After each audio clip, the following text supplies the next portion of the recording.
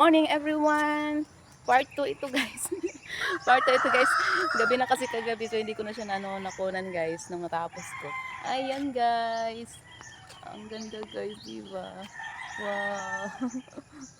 Magkaka-inlove siya guys. Diba guys? Maganda siya guys. Tingnan. Dito ko siya nilagay guys sa may harap ng gate. Ayan. Diyan ko siya nilagay. Bakit dito ko siya nilagay guys? Kasi sobrang init dito guys, bandang 12 to down. Ayan. Grabe ang init dito guys. So, dito siya dapat makapisto. So, ayan. Thank you for watching guys. Have a great day. Please like, follow, and share. Ayan guys. Oh, nilagyan ko na siya ng mga pangalan. Ito yon, Pink Sayap. Ayan. Ayan to, Pink Sayap. At ito din guys ay ayan, 21 Jewel Yellow.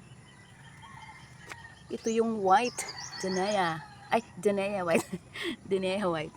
Ayan, yan ba din. Ito yung walang pangalan guys, bigay ito sa akin. Ayan. Walang pangalan. Pero peach, parang peach yata ito guys. Oh.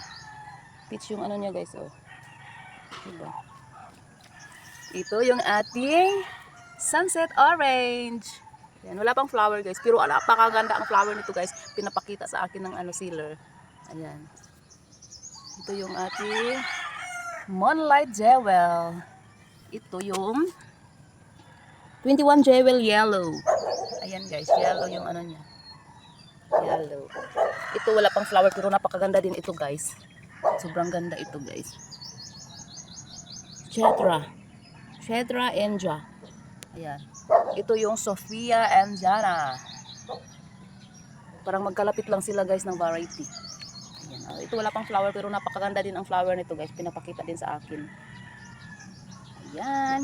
Ito yung ating 21 Jewel Batman. Iwan ko bakit Batman ang pangalan nito. Ito din yung 21 Jewel Peach. Ayan. Napakaganda din guys. Oh. Ito yung ating Pink Panther Taiwan. Oh, ganda din siya guys. So, ayan.